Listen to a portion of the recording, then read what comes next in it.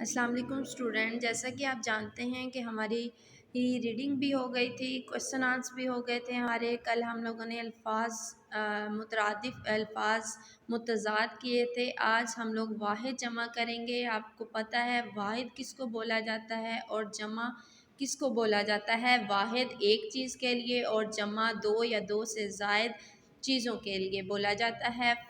واحد کیا ہوگا؟ ہمارے پاس فرد ایک ہے تو افراد زیادہ لوگ ہوں گے۔ مذہب، مذاہب، لفظ، الفاظ، استاد، اساتذہ۔ الفاظ جملوں کی طرف آتے ہیں۔ ہمارے پاس ہے عمل پیرا۔ ہمیں اپنے نبی صلی اللہ علیہ وسلم کی باتوں پر عمل پیرا ہونا چاہیے۔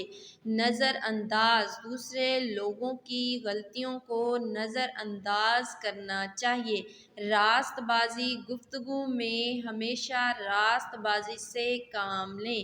دروغ گوئی کرنے والے کی بات پر کوئی اعتبار نہیں کرتا۔ اذیت، پرندوں کو اذیت دینا بری بات ہے۔ تمسخر، کسی کا تمسخر نہیں اڑانا چاہیے۔